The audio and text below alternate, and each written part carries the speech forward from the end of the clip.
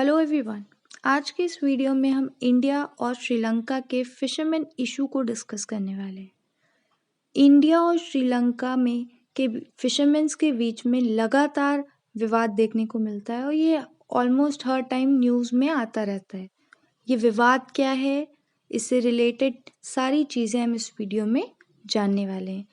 India और श्रीलंका के जो फिशरमैन्स हैं उनके बीच में फिर से कॉन्फ्लिक्ट हुआ है।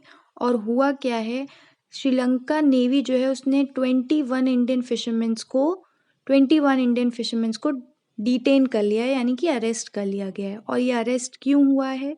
जो फिशरमैन हैं ये दरअसल जाते हैं फिशिंग करने पार्क स्ट्रेट में, और वहाँ पे फिशिंग करते करते ये इंटरनेशनल मैरीटाइम बाउंड्री को क्रॉस कर जाते हैं और श्रीलंका के टेरिटोरियल वाटर में एंटर कर जाते हैं, जिसकी वजह से श्रीलंका नेवी उन्हें अरेस्ट कर लेती है।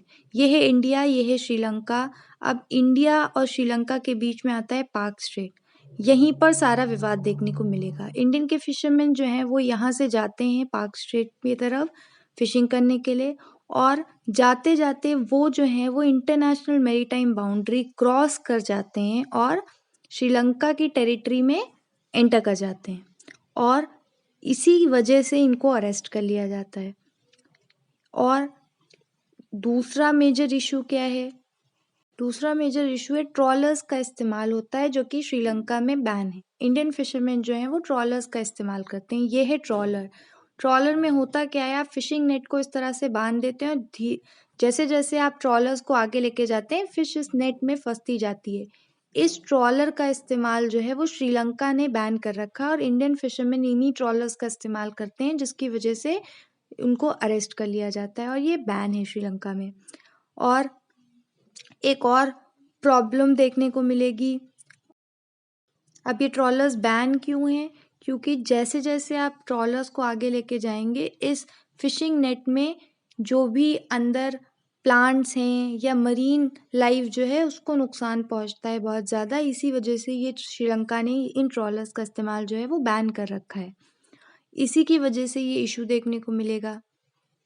अब एक और कॉन्फ्लिक्ट ऑफ कच्चाथीवू आइलैंड।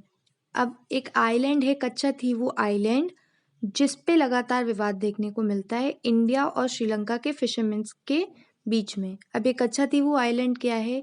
ये जो पॉइंट आप देख रहे हैं इसके बीच में लाया करता है कच्चाथीवू आइलैंड। ये आइलैंड का क्या है? एक्चुअली में ये आइलैंड जो है वो इंडिया को बिलोंग करता है। It originally belongs to India, पर इसको इंडियन गवर्नमेंट ने श्रीलंका को एज अ गिफ्ट दे दिया था in 1974 under an agreement by Indira Gandhi. Indira Gandhi की सरकार में इनको इस आइलैंड को श्रीलंकन को गिफ्ट कर दिया गया था। अब इस आइलैंड को लेकर लगातार विवाद होता रहता है। क्यों? क्योंकि जो इंडियन फिशरमैन्स हैं वो फिशिंग के लिए जाते हैं और इस आइलैंड पर रुककर आराम करते हैं।